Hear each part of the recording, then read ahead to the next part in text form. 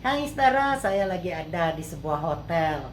Dari pagi kami sudah berangkat dan sampai di tempat tujuan. Apa yang terjadi saudara?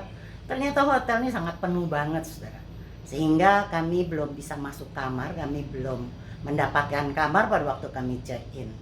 Jadi kami harus menunggu dan gak tanggung-tanggung saudara. Jam 4 sore baru kami bisa masuk ke kamar. Nah, tentunya pekerjaan menunggu menurut saya adalah pekerjaan yang sangat berat, saudara.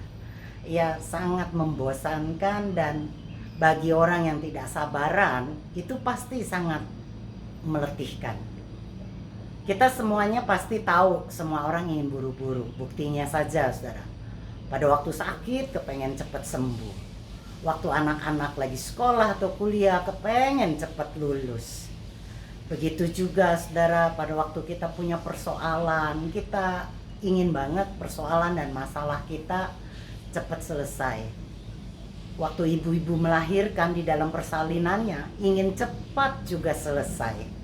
Tapi aneh ya saudara ya, semuanya tidak ingin cepat-cepat mati, artinya semuanya ingin panjang umur, lama hidupnya.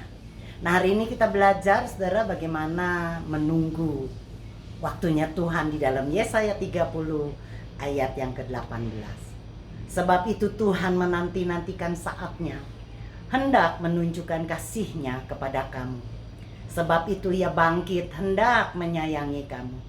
Sebab Tuhan adalah Tuhan yang adil. Berbahagialah semua orang yang menanti-nantikan Dia. Dikatakan ayat tadi Tuhan sedang menunggu waktunya, ya. Tuhan tidak hanya pandai berbicara, tapi Dia juga pandai mendengar. Tuhan tidak hanya pandai membantu, Dia juga pandai memperhatikan. Ayat ini kalau kita perhatikan, saudara, ada dua berkat yang saya pelajari, saudara. Yang pertama tentunya di ayat ini nyatakan bahwa Tuhan ingin mencintai kita. Dan yang kedua, Tuhan ingin menunjukkan keadilannya kepada kita. Tuhan tidak mempedulikan wajah kita, kulit kita, rambut kita, bahasa kita, dan sebagainya. Tuhan menunggu, kita berharap, Tuhan menunggu untuk kita bisa menantikan waktunya Tuhan. Dan saudara, berkat umum yang dipunyai oleh banyak orang, Tuhan berikan saudara. Misalnya saja matahari memancarkan sinarnya, kehangatannya untuk semua orang. Hujan juga untuk semua orang. Begitu juga saudara, pohon-pohonan atau buah-buahan dinikmati oleh semua orang. Lah kita yang penyuka sayur-sayuran atau buah-buahan, wah enak banget ya saudara ya. Buah pisang, buah durian, wow, itu semua orang bisa menikmati. Tapi ada berkat khusus untuk orang yang suka menunggu waktunya Tuhan. Nah, hari ini kita coba belajar dalam Lukas pasal 19 ayat yang pertama, saudara. Ya, dalam terjemahan Alkitab bahasa lain bunyi begini, Lukas 19 ayat pertama. Kemudian Yesus dan para muridnya memasuki kota Yeriko dan meneruskan perjalanan mereka melalui kota itu. Di sini kita membaca, saudara, bagaimana ada kisah Sakeus, saudara, ingin melihat Tuhan Yesus. Sakeus adalah pemungut cukai, kerjaannya adalah menipu, saudara, banyak orang, sehingga dia tidak disukai banyak orang.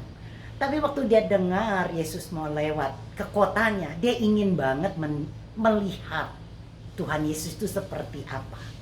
Lalu di ayat 4-nya dari Lukas 19 dikatakan, jadi ia berlari mendahului orang, lalu memanjat sebatang pohon, supaya dapat melihat Yesus yang sebentar lagi akan lewat di situ. Dikatakan Yesus belum lewat, tapi baru mau lewat. Yesus belum melewati jalan itu. Tapi apa yang dibuat Sakeus, dia berlari dan memanjat sebuah pohon, ya, agar dia bisa melihat Yesus, karena Sakeus itu badannya pendek, saudara. Sehingga dia tidak bisa melihat Yesus karena waktu itu begitu banyak orang berkerumun mengikuti Yesus. Maka Lukas 19 ayat 5 dikatakan ketika Yesus sampai ke tempat itu, ia melihat ke atas dan berkata, Sakeus, turunlah. sebab hari ini aku harus menumpang di rumahmu. Saudara, ada begitu banyak orang yang berkerumun dan mengikuti Yesus. Tapi aneh, saudara, kalau Anda perhatikan ayat ini berkata, Yesus mau menumpang hanya di rumah Zakeus. Kenapa Yesus tidak mau menumpang di antara sekian banyak orang yang mengikuti dia, tapi dia memilih Zakeus? Ya, ternyata saudara, saya menemukan jawabannya. Zakeus menunggu di sebuah pohon. Yesus belum lewat. Yesus akan lewat, tapi Zakeus, saudara, begitu mau melihat Yesus sehingga dia bersedia menunggu, menantikan kedatangan Yesus dengan memanjat sebuah pohon. Jadi saudara, ada berkat yang luar biasa bagi kita yang suka menantikan waktunya Tuhan. Nah, apa yang terjadi, saudara? Lukas 19 ayat 7, semua orang yang melihat hal itu mulai menggerutu. Mereka berkata, "Cih, ia pergi bertamu di rumah orang yang tidak baik."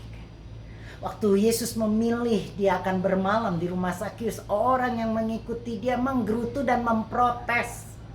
Karena mereka tahu Zakeus itu orang yang tidak baik. Zakeus itu, saudara, penipu. Ya, suka banget, saudara, ya makan duit orang istilahnya. Maka mereka tidak setuju Yesus nginep di rumah Zakeus. Tapi saudara, ayat tadi yang kita baca, saudara, dari Yesaya, saudara, dikatakan, saudara, Tuhan itu tahu, saudara, ya melakukan apa yang tepat. Tuhan tahu, saudara, ternyata orang-orang yang berkerumun itu adalah orang-orang yang suka ngomel, orang-orang yang suka protes, saudara. Ya, tapi dia tahu tepat melakukannya untuk seseorang yang mau menunggu, yaitu Zakeus. Dan saudara lihat ayat yang ke-8-nya. Kemudian di rumahnya Zakeus berdiri dan berkata kepada Tuhan, "Setengah dari harta saya akan saya sedekahkan kepada orang miskin, dan siapa saja yang pernah saya tipu akan saya bayar kembali kepadanya 4 kali lipat." Saudara perhatikan, Yesus baru berjumpa dengan Zakeus dan mau mengunjungi Zakeus bermalam, baru saja mungkin masuk ke rumah Zakeus. Mungkin dia juga, Yesus belum sempat duduk, tapi Zakeus sudah berkata, "Aku akan kembalikan ya orang yang aku tipu sampai 4 kali lipat. Kuberikan hartaku kepada orang miskin." Loh saudara, itu kan artinya Zakeus mau rugi, berani rugi, saudara. Ternyata dampak Yesus bertamu ke rumah Zakeus terlihat begitu cepat. Zakeus orang yang pelit, tetapi hari itu dia membuka tangannya dengan lebar-lebar dan suka memberi. Jadi orang yang punya Yesus pasti mempunyai sifat karakter yang akan berubah. Hari itu saudara, Zakeus mengalami perubahan dalam hidupnya. Padahal Yesus tidak berkata, loh saudara, "Kasihilah sesamamu, ya seperti dirimu sendiri, berikanlah milikmu dan juallah hartamu, serta bagikan hartamu kepada orang miskin." Yesus tidak mengatakan itu, saudara. Ya, tetapi ada sebuah perubahan yang tidak diusahakan, yang Zakeus tidak kerja keras, tapi berubah dari dalam hidupnya, dalam hatinya, waktu dia berjumpa dengan Tuhan. Amin, saudara. Jadi mempercayai kepada Tuhan pasti akan mengalami sebuah perubahan. Dan itu tidak diusahakan, tidak melalui kerja keras, saudara, tidak melalui upaya sendiri, tapi Tuhan yang memberikan kepada Zakeus sebuah perubahan. Yang saya percaya dampaknya akan dilihat oleh orang-orang sekitarnya, bahwa Zakeus sudah berubah. Nah saudara, jadi pada hari ini kalau saudara mempunyai begitu banyak persoalan, masalah, sakit penyakit, atau mungkin berkat yang sedang Anda tunggu tapi belum datang, hari ini kita belajar, nantikanlah Tuhan, karena ada berkat spesial untuk kita yang mau menantikan Tuhan. Mazmur 27 ayat 14 bunyi begini, "Nantikanlah Tuhan, kuatkan dan teguhkanlah hatimu. Ya, nantikanlah Tuhan, tunggu Tuhan." Amin. Menunggu adalah sesuatu yang memang membosankan, meletihkan. Tetapi pekerjaan menunggu itu ada berkat yang luar biasa pada waktu kita mau menunggu jawaban atau pertolongan Tuhan. Amin. Sama seperti seorang petani yang menanam padi, saudara, itu hasilnya tidak langsung instan. Dia harus menunggu waktu sampai padi itu bertumbuh dan akhirnya bisa dipanen dan memberkati hidup petani itu. Saudara, begitu juga saudara, ya ibu-ibu yang lagi hamil. Nggak bisa saudara waktu dia hamil 4 bulan atau 5 bulan, dia langsung ke dokter dan berkata, saya mau melahirkan sekarang juga. Saya nggak mau nunggu lagi lama-lama. Nggak bisa saudara. Seorang ibu yang mau melahirkan anaknya perlu menunggu 9 bulan, 10 hari pada umumnya.